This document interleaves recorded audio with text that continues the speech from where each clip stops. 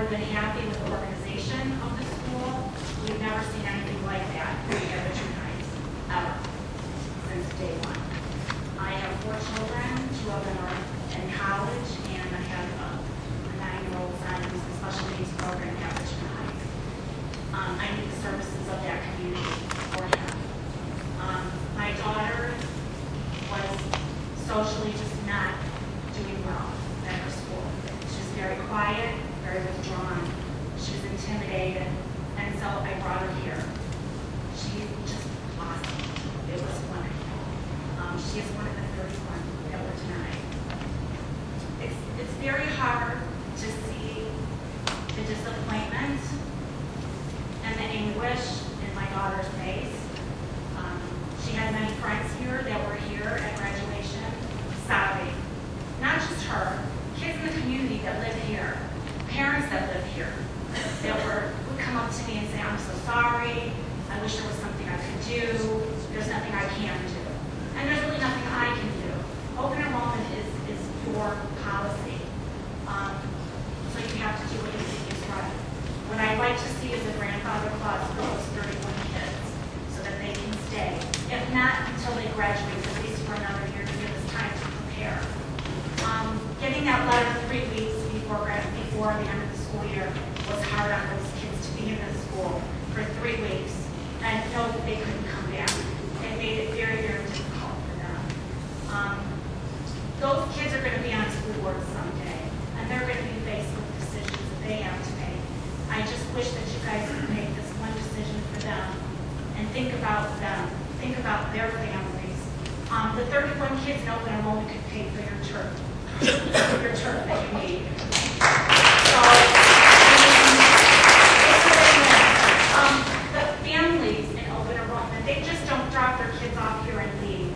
They frequent your Giant Eagle, they pay at your restaurants, they get gas here. There's a lot of things that they do in your community.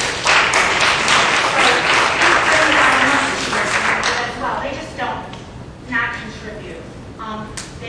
They spend money on your dances, and they buy your spiritware.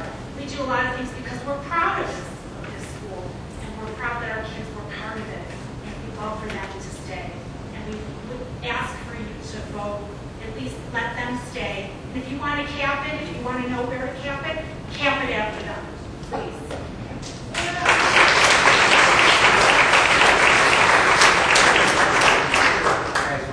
Past our half-hour allotment, if Mr. Mandel could be the last person to have agreement. Okay. I'm sorry, please. My name is Beverly Fuller. I live at 10180 PG Road in Newbury. I also own and rent property at 15455 West Drive. My son is number 31.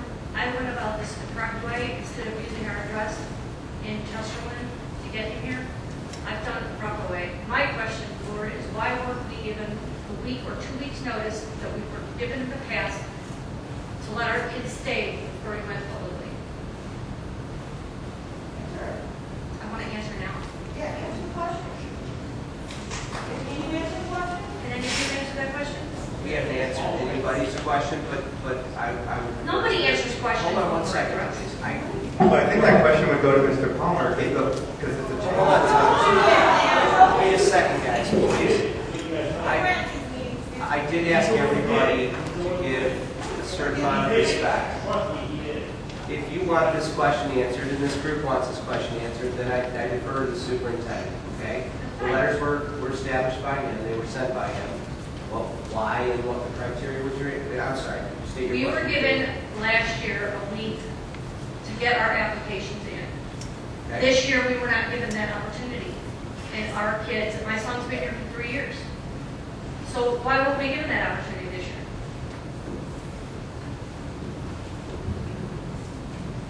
First of all, the capacities that have really impacted things were capacities that were set by the Board of Education, as we know, at the February 24th meeting. I, as superintendent, had to apply those capacities to the procedures that are approved in our open enrollment guidelines. The last 2 years, we have used an online registration program, And prior to that window opening in the last 2 years I've been here, there have been notices sent, reminders sent to the open enrollment students about the upcoming need to reapply, that it's annual. There was not, as far as I know, the same window was used last year. It was in March. This year, because of the discussions, the open enrollment period moved back to April. But that open enrollment period is the same for everyone. It's just that returning students have priority over new students. How many new students were admitted in the ninth grade? 0. There were returning students who did not get in. There I were know, my current 8th grade students, and we've heard from several who were not in. There are no new open enrollment students accepted because we weren't able to even bring back all of those who attended this year.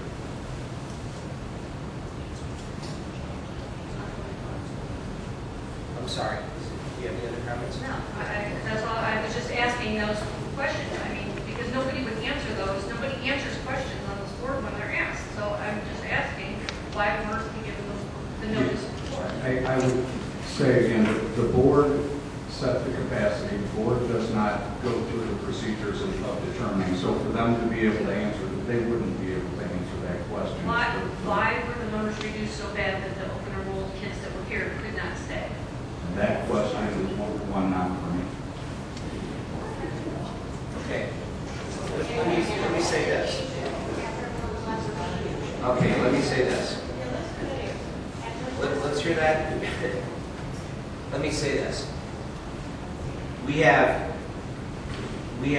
addressed open enrollment and discussions of open enrollment pretty much every meeting up until that April period of time when we made decisions to put a cap. What we felt was that, and I'm trying to address your question, we put a cap on open enrollment numbers because we felt that at 10% of our own students, 11 or 12% was going to be greater than what we wanted to grow as a school district. We took a 10% number. What I suggest is our next board meeting We don't have time for that next board meeting. what I would suggest, if I gave you time to speak. If you would do that for me, I would appreciate that. I just thought of being polite. What I would suggest is our next board meeting, when we do at that board meeting, is open this up a little bit more of a, board meetings are not an opportunity for public participation in that it's questions and answers. We did that for the first 4 months of our board, and I don't necessarily know that that was productive. However, the next board meeting that we have, my suggestion would be it would be a little bit more open to that kind of discussion. Perhaps even giving it a lot more time for that discussion, so that questions such as yours can be answered directly as you've asked them. Why did we choose those numbers? We chose those numbers because the numbers that were suggested at the time of the superintendent, board members felt, were larger than we wanted to be. And so we capped those numbers at 10% of what our residential students were to what we would accept at the moment. But you didn't take into account the people that were already here. That's the problem. One of the things that we could not do, and again, can we do this at the next meeting? I'll answer this. One of the reasons why we couldn't grandfather, I've heard numbers of times, why did you grandfather students? It was illegal to do so. We could not grandfather children. You can't do that. You can if you make the numbers capacity to the people that are already here. Your Your student is one of the 30 that are displaced. Yes. Before we start this discussion, I told you that we would be looking at those displaced children, and we would make a determination at our next meeting. Our You next didn't say that. meeting. You said you would look into it. You didn't give a time specific. Okay, let me be a little bit more specific to that. We will address those 31, 35 students at our next board meeting. A letter will be sent out to those children by Mr. Nutter, who will be our acting superintendent to do so. But I didn't give the other folks that came up here that kind of consideration, so I hope you understand. No, That wouldn't I be appreciate fair you to answering my them. question. That wouldn't be fair to them. And so if I can, do you have anything else to say? No, I just wish you would consider the 31. So I don't have to move it here and have 3 houses.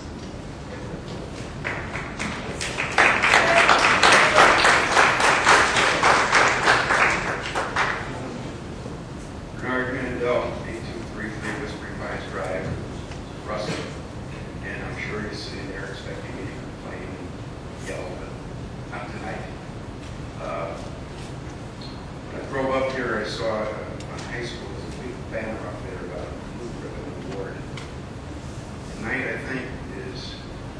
Palmer's last night as superintendent at the board meeting. During these past couple of years, we've won a lot of awards, and most of them was on Jeff's guidance. With Jeff's guidance, I found him to be very cooperative, I found him to be very competent, and I think that he deserves the thanks to the community for the time he spent here. I want to thank you very, very much, Jeff.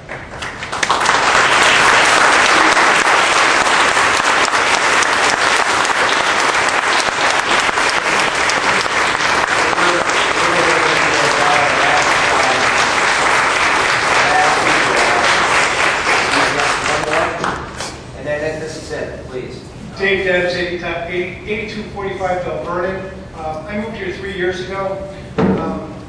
We have a very small community here. It's an awesome community. The schools are great. The people are great. The board is great. Everybody has just got to come together and work together.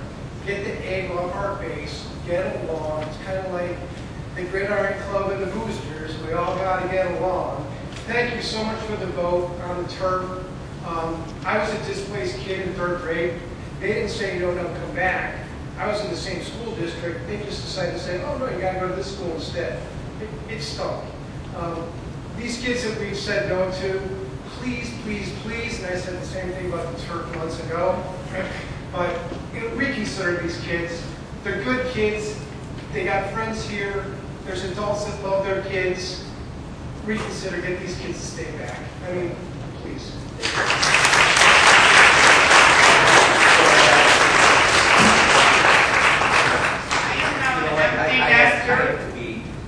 I want my tax money to educate this kid. Okay, thank you.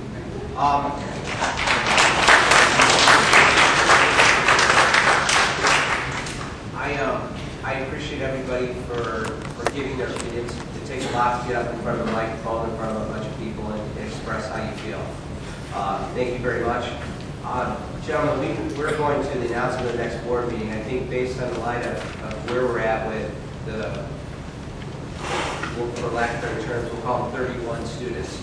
I'd like to move that board meeting up from the 23rd to be able to address that a little bit more appropriately. I'd like to move that to the 18th if we're in agreement. Ben, does that work for you? The 18th is a Thursday. Mr. Douglas, the 18th. Tom? Excuse me, Dr. Phelps. It's a Thursday. It's a Wednesday? I'm sorry. 18th work for you, Mr. Menard? Either or. 18th or 19th?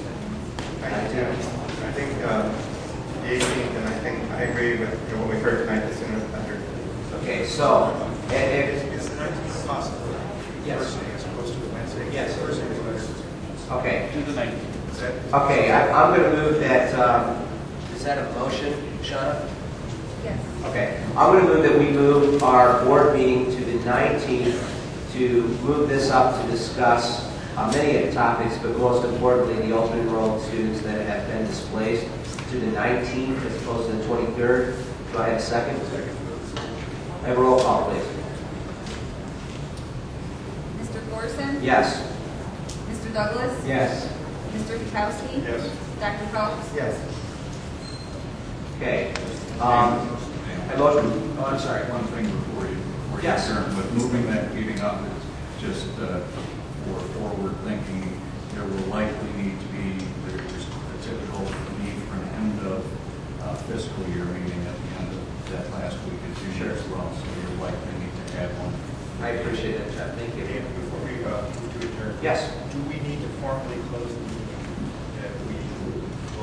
We never, even if we couldn't for technical reasons continue that, don't we have to close that meeting? My understanding is no. Okay. However, in action to make it sort of appropriate, we will at that next meeting give the clarification and do that, and we will look to put those minutes on. Again, I thank everybody for coming out, giving their opinions, and most importantly, I thank everybody for just giving everybody that time to do so. At this time, I have a motion to adjourn. Second.